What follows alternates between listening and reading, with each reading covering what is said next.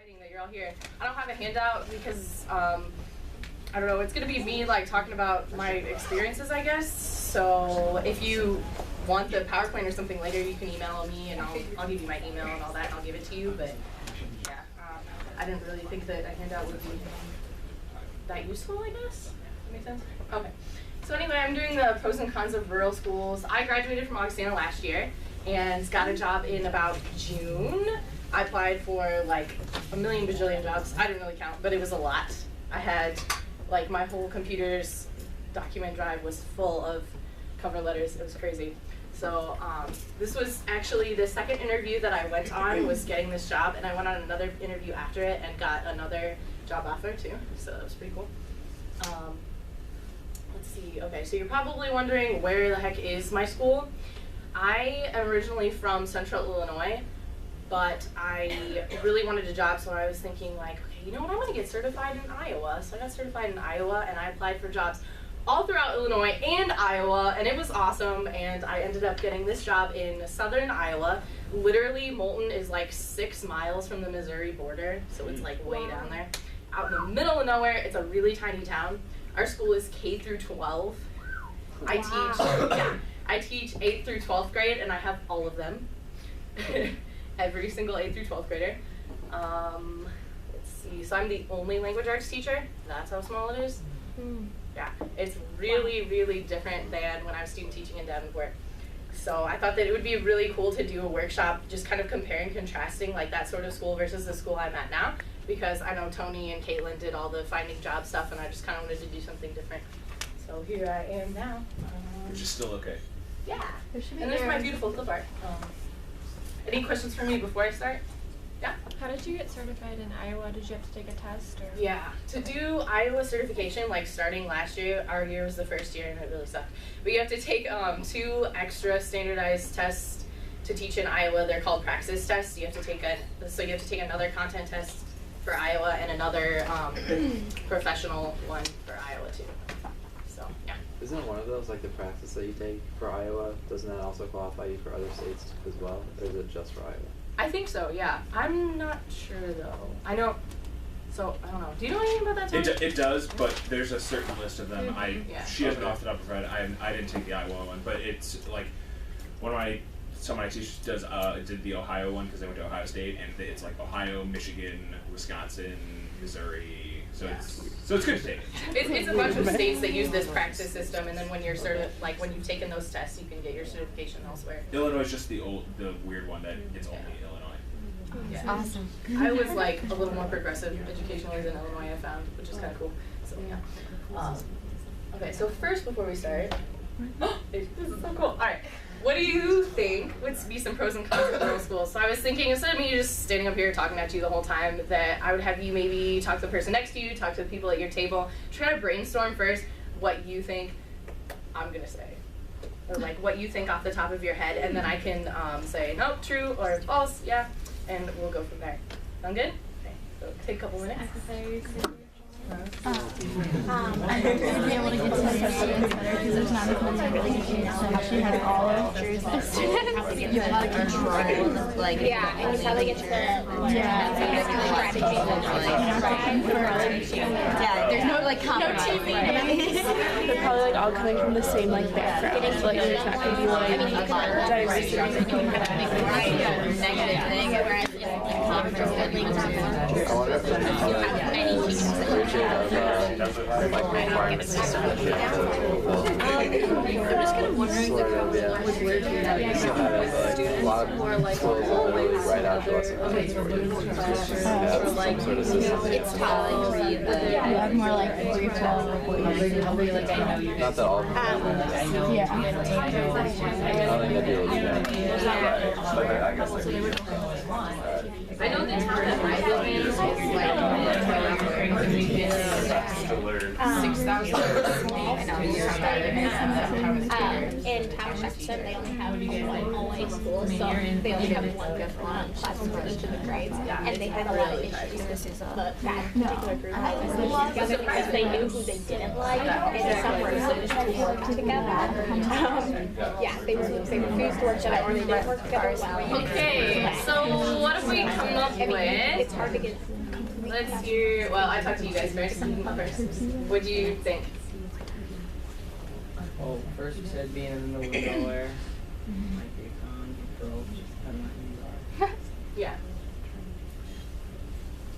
Okay. Yeah. I talked about having such a small school itself. My first placement for student teaching, I had Thomas Jefferson, which is a one hall school, and so all of the students were always together in the same classroom. So there was a lot of I'm not going to work with this person, and there was a lot of cliques, if you will, because they knew each other for such a long time, so they knew who they did or didn't like, and it was hard to get complete classroom participation within partners, especially if they were random partners. I have similar problems to that where they all know each other so well that they just act like siblings all the time and like fight and they just know so much about each other that it's frustrating sometimes to try to, I don't want to work with that person, right? But then at the same time, they're all like best friends too. It's really weird dynamic. And then as for what you guys are saying, yeah, there's literally like nothing to do where I live, but I have Netflix, so it's okay. For the most part, yeah. Somebody else? Yeah. We kind of talked about how you would get a really good rapport with your students since there's not as many of them. You'd get to know them a lot better, and that could like help you with when teaching them. Oh yeah, it is awesome. I have like a really good relationship with all of my students one-on-one, and that's really awesome for me because that's like one of my biggest strengths as a teacher is making that relationship with the student. For me, honestly, I feel like that's just as important, if not more important than the content itself that I'm teaching, is like that student themselves. Because a lot of times, as your teacher, like you have a really big role as like a role model in their lives, and sometimes if their parents and their family members aren't as good of role models, like you really find yourself stepping up and like just trying to be there for that student more and more. So, yeah. Anybody else? Yeah. We also discussed how, we don't really know if it's like a pro or con, but there wouldn't be a lot of diversity in your classroom. Like all your kids are coming from the same background for the most part. Yeah, that is a problem. Like, for example, I teach about 70 students, all but 4 of them are white. So not a lot of diversity at all. Yeah. We don't get, we go to rural schools. So you know what I'm talking about. Yeah. We don't have certain classes that other bigger schools do, like home ec. Like we don't have that. We have to go to like Heartland or something if we want to do that. Yeah. We definitely don't have a lot of extracurriculars either at my school. Or what we do have, it's like mostly agriculture based because it's a farming community. So they're like out there like talking about tractors, and that's like the only class they care about, and I'm over here like, let's read Kill a Mockingbird. Yeah. It gets frustrating. Yeah. I think it would, going off of what you said, I think it would also be overwhelming at times because you have to pick up so many of those extra things that you wouldn't have to if there were more able bodies, like extra teachers. So for instance, like you said, you're the only language arts teacher for like 4 grades? How, did you say? 6. Wait. 4? Yeah. I don't know. 8-12, right? Yeah. 8 through 12. I don't have all of the seniors, but all the other ones I have. So, yeah. Yeah. Kind of going off what she said, being like a senior and you're going to the school your whole entire life, it does, thinking about going to college and going off on your own, you know, whatever, is overwhelming. Like thinking about going from a class of 15, 20 people to going to a university with 80 people in a class is like, and you know, having that personal relationship with a teacher is very stressful and kind of scary at times. So it's you're very in a box. Yeah. And I get a lot of questions about that from seniors actually. They ask me what college is like and like, you know, what is it like to be doing this for your major, and then, you know, how did you decide you wanted to be a teacher and stuff. So they really get the opportunity, because I'm so new and I'm not someone that they've grown up with their entire lives, you know. They want to know like everything about me, and they ask me questions all the time, like literally every day. They're like, how old are you? Why do you want to know? I'm not telling you. You know, they know that I graduated last year, but I won't tell them if I'm exactly 22 or 23, and it drives them nuts. It's really funny. But yeah, so they ask me all sorts of questions all the time, like try me on, you know, because I'm just so different, and because there isn't a lot of diversity, like you said. And because I forgot to talk about Amanda's question too. When I signed my contract, teaching contract, I was signing up to be in charge of newspaper, speech coach, and drama. Wow. And yeah, like right off the bat, I knew that's what I would be doing. And then when I joined the teachers union, I got sucked into some other stuff too. So now I'm on like 2 additional committees that meet like once a month, and it's a lot of stuff to deal with, but very manageable actually, I found. As a teacher, you're the only language arts teacher, so I think that's a challenge. I mean, luckily there are some other language arts teachers that I can confer with, but that's definitely a challenge when you don't have the opportunity to just throw ideas off someone. Or, hey, have you taught this book before? Where's your binder? Give it to me. Yeah. You know, that's a nice option to have. So yeah, it really is. The downside is, yeah, I'm the only language arts teacher, so I don't have a lot of resources to fall back on at my school. But you know, if I have questions, I email Katie Hansen and all the time, and talk to, like, I talk to my co-op regularly too from student teaching still. And the good thing about this small school is that our faculty is so tiny, because all the other teachers are in the same boat, right? There's only one math teacher, one history teacher, that we're all pretty close knit. And if I have problems, I can go to them.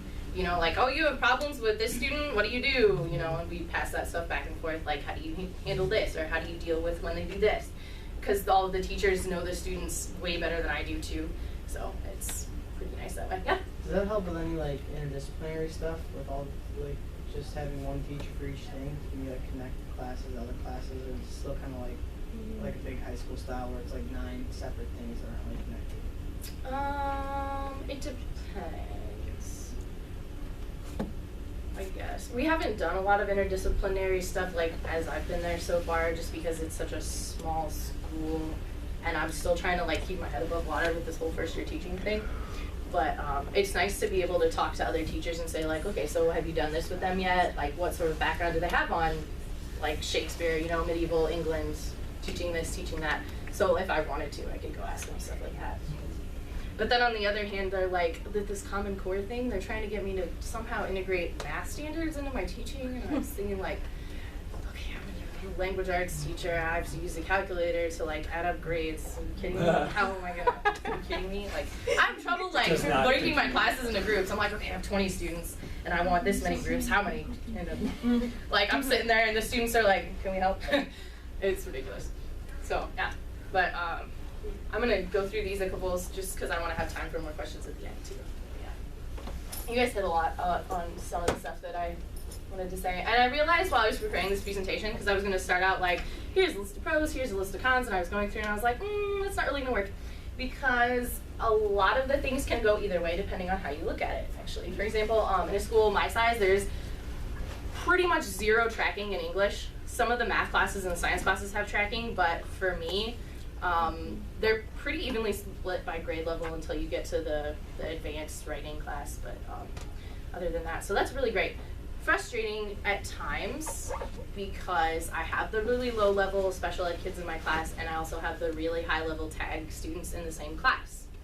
So sometimes it's hard to keep those high level students challenged and cater to the the lower level students as well. But I have a really close relationship with the special ed teachers, so that helps a lot. But the upside to that is that those high level students can really serve as awesome leaders for the rest of the class.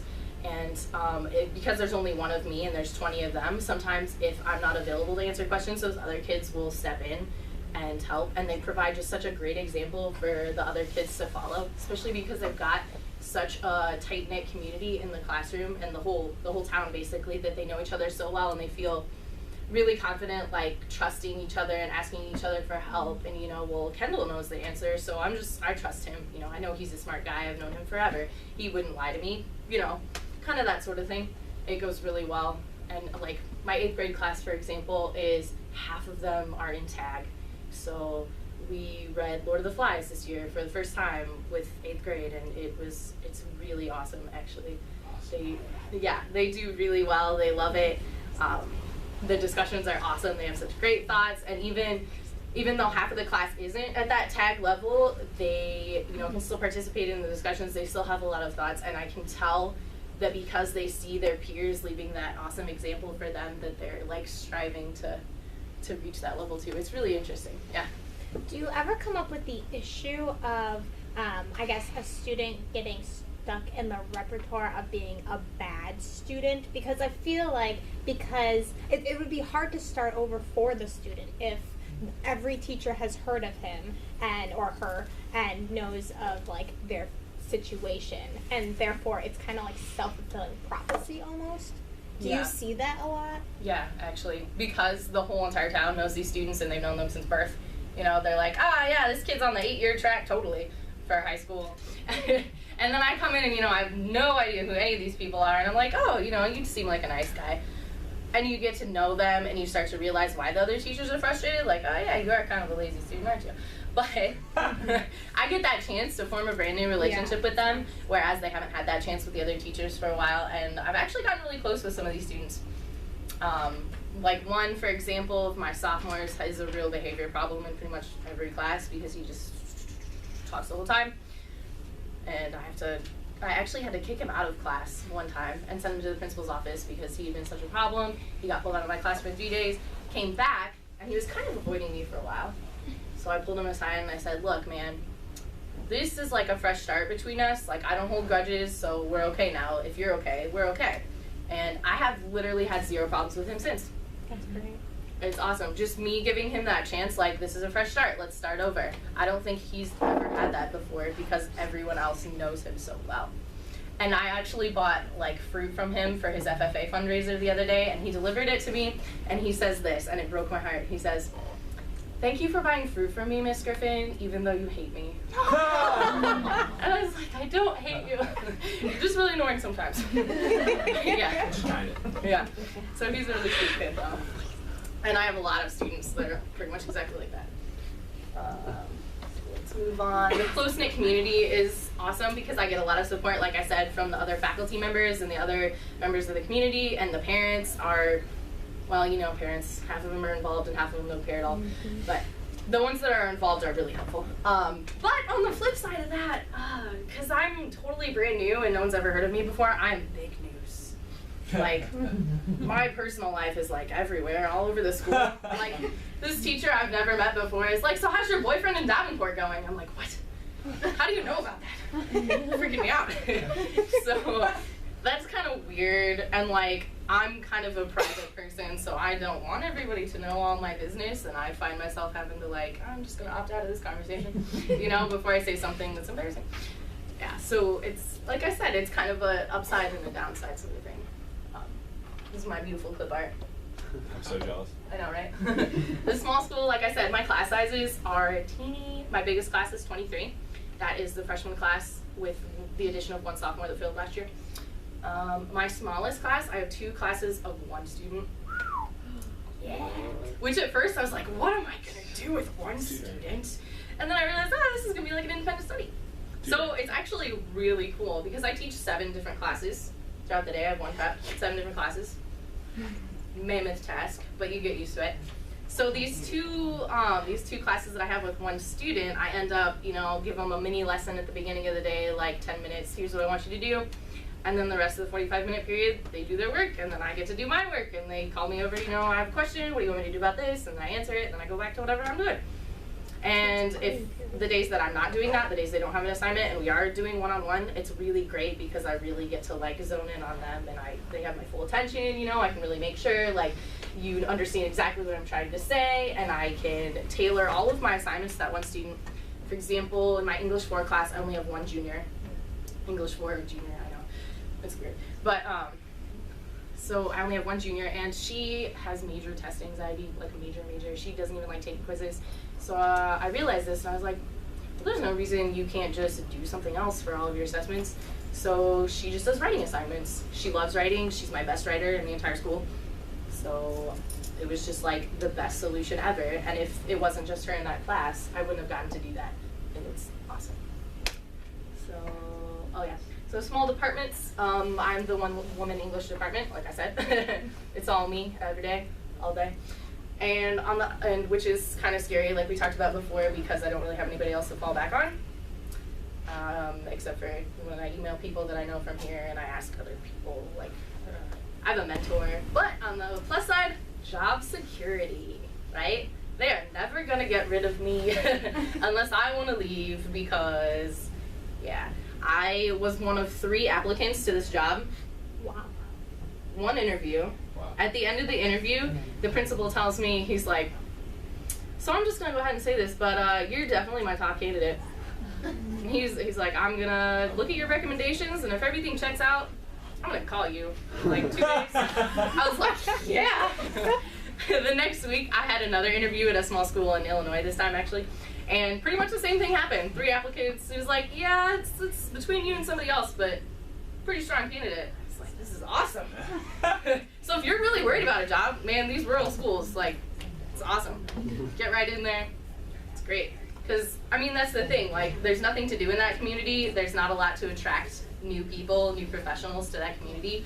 So the job pool is really tight. And if you put yourself in there and you're a really awesome candidate from Augustana, because come on, our education department's really great, like, you just blow them out of the water. That was what I said in my interviews, actually, was that I feel like I've been very well prepared to teach, and my education here hasn't let me down at all. That's my little plug. So, there we go. Shameless plug for Augustana. Low income area. So I do, because it is so rural, it is qualified as like one of the few districts in the state that is low income. I think I get money knocked off of my student loans if I stay there long enough. It's like 5 years or something. So I might do that, actually. They might bump like $5,000 off of my loans. Wow. Yeah. It's pretty cool. So that's another flip side. The downside is that because it's so low income, we have like a non-existent budget. I signed up, and at the beginning of the year, they're like, so here's your speech account. Yeah, you're gonna have to fundraise. So we're kind of sort of planning a bake sale pretty soon. Yeah, I don't have a lot. It's frustrating with that sort of thing. But the flip side is I can make as many copies as I want, because it's such a small school. There's no limit. I could like 100 copies a day, no big deal. It's awesome. But the community involvement picks up the slack a lot. Like that tight-knit community, like I said, you know, my car decided it wasn't gonna start one day and pulled the shop teacher in, and he's like, oh yeah, let me fix this. He did something and it worked fine, you know. Wow. If you need something, like there's always someone around to help you. It's great. Okay, what else? It's a farming community. So a lot of my students live on farms. They farm after school during the summer, and their families have lived on the same farm for like generations.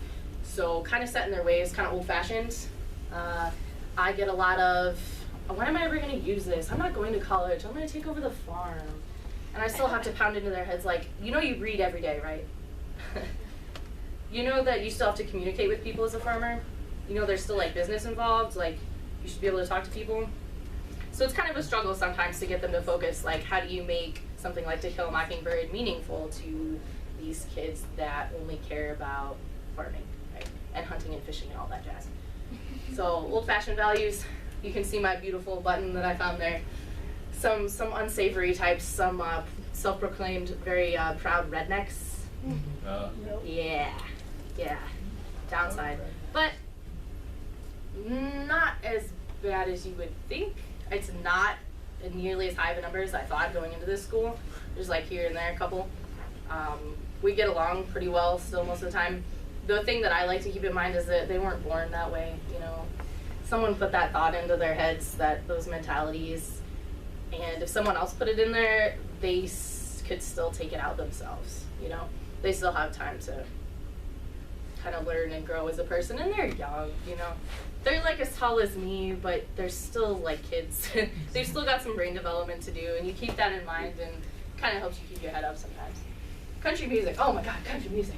I'm not a country music fan, but we have to listen to that all day, every day. Whoa. awful. It's all, and they're totally like, why don't you listen to country music? I don't understand. How can you? Country music is the only thing I listen to, and it gets really frustrating. Now I'm starting to learn all the words because they listen to it all the time. It's just, so not really as much of a con as other things, but yeah. Opportunity for exposure to different lifestyles.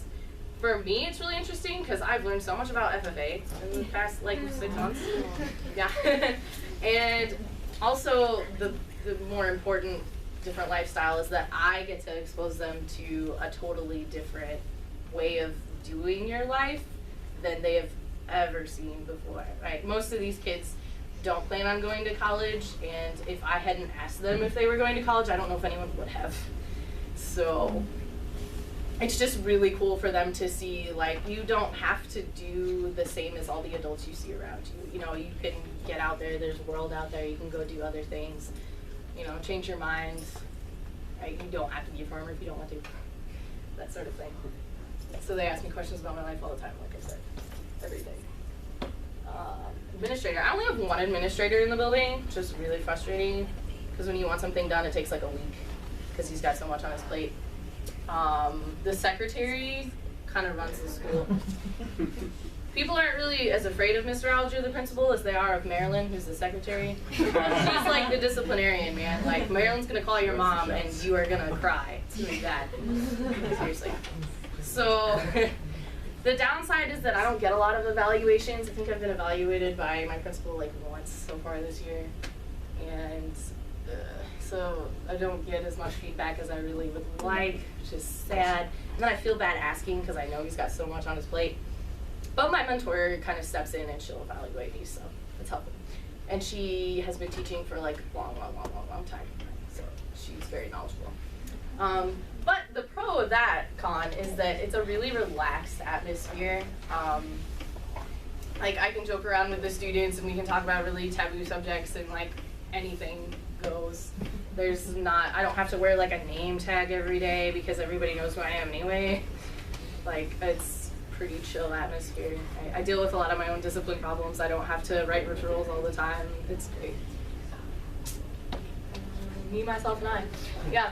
So because I'm the only English teacher, I have pretty much total control of my curriculum, which is awesome because I can teach whatever I want to teach, provided I have the classroom set of materials. But the downside of that is that I'm totally on my own and kind of had to come up with a lot of it by myself. The teacher who was so the English teacher before me left some materials for me to look through, but they weren't very organized. And I just didn't like some of them, you know, because I'm a different person and I wanted to teach other things. And like the 8th grade curriculum was basically sticky notes in their textbook. And that was really, really scary when I got to the school the 2 weeks before school started and I was looking at this like, what am I gonna do? Very frightening at first, but you get through it. It's awesome. So the 7 classes thing at first was like so scary and so overwhelming, but I've really gotten myself into a routine now and it's very doable. Like, it sounds like I do a lot with like my 2 committees I'm on and my 3 extracurriculars and 7 classes and all this and that. But I mean, it's really not that bad. I do get my 8 hours of sleep at night and everything, so don't worry about that. Yeah, I think that's all I've got. So, any questions? I think we've got like a couple minutes left. Do you have any other questions for me? Okay, so you said you teach 8 through 12. Mm-hmm. So is there an English teacher for 7 and under? Yeah, they have middle school like reading language arts teachers. Do you ever get help from them? Are they helpful at all? Sometimes. I mean, I have the textbook that they use, and that was most of the direction that I got from that teacher. So, yeah. The problem with like rural low-income schools is that sometimes those teachers have been there for such a long time. They're very set in their ways, and they don't update their curriculum very often, or like they don't try to improve themselves the way Augie teaches you to. So sometimes I do kind of want to go my own way instead of following what they do. You know. Any other questions? I feel like I kind of just got up here and rambled a lot. I don't know.